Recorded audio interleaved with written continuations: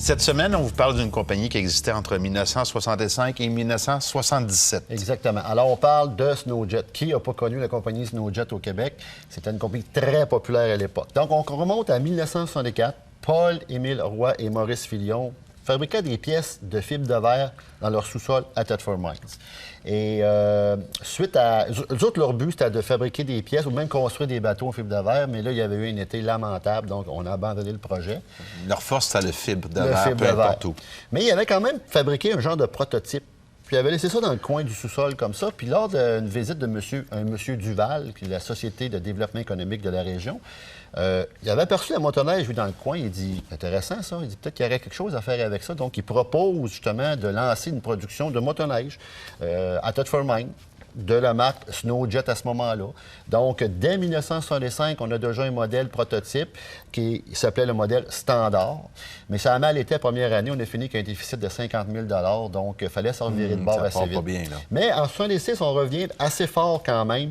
Et on produira 1150 unités, dont 300 qui sont vendues aux États-Unis. C'est quand même intéressant. Ils ont percé le marché américain très rapidement. Oui, mais tout de suite, en arrivant, Bombardier lui a déposé une demande en injonction parce qu'il disait que la chenille avait une trop grande ressemblance avec la leur.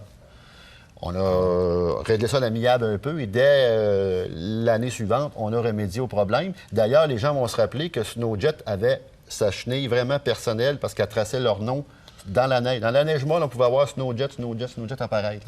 Côté marketing, c'est quand même une bonne idée. C'était quand même, puis il fallait le faire avec le moule quand même. Alors, au cours de l'hiver 65, M. J.C. White de Boston laisse sa carte à M. Roy pour vendre ses produits aux États-Unis et plus de 300 motoneiges se seront vendus. Il deviendra le premier distributeur en importance aux États-Unis. C'est quand même peu dire. Et dès 67, on monte la production à 4400 unités avec un slogan qui dit tout.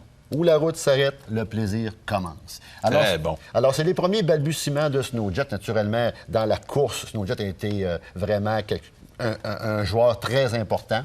Et on connaît la suite. Plus tard, ils ont été achetés par Kawasaki et ce fut la fin vers les années 82. De 77 à 82 quand même. Mais les moteurs Kawasaki étaient très peu fiables à ce moment-là.